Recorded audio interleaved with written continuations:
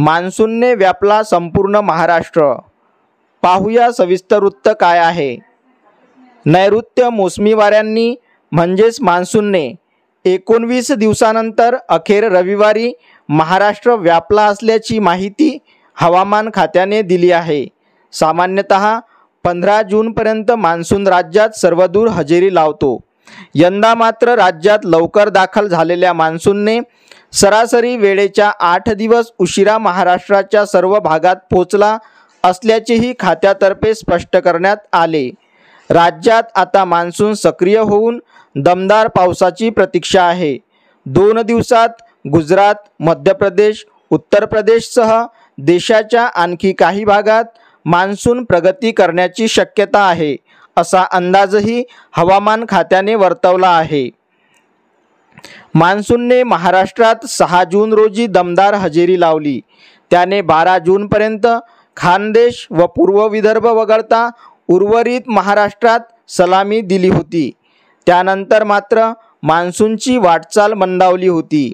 बंगालच्या उपसागरावरून प्रवाह क्षीण असतानाच अरबी समुद्रावरून मान्सूनची वाटचाल थबकली होती। गुरुवारी दिनांक 20 जून तब्बल 8 दिवसानंतर प्रगती करत मान्सूनने पूर्व विदर्भात चाल केली।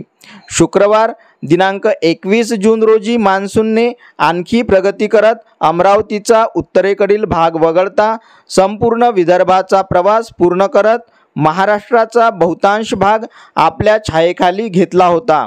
रविवार दिनांक 23 जून रोजी खानदेश आणि विदर्भाचा उर्वरित भाग व्यापून संपूर्ण महाराष्ट्रात मान्सून पोहोचला आहे, असे हवामान खात्याने जाहीर केले आहे। महाराष्ट्रात 1 ते 23 जून या दरम्यान सरासरी 142.1 मिलीमीटर पाऊस पडतो। या दरम्यान राज्यात 144.2 मिलीमीटर प्रत्यक्ष पाऊस पडला आहे। आतापर्यंत देशात सर्वाधिक पाऊस आंध्र प्रदेश येथे झाला असून तेथे सरासरीच्या 72% पाऊस झाला आहे। त्यापाठोपाठ तेलंगणामध्ये सरासरीच्या 17% पावसाची नोंद झाली आहे। अशाच नवनवीन माहितीसाठी आपल्या चॅनलला नक्की सबस्क्राईब करा, बेल आयकॉन क्लिक करा। धन्यवाद।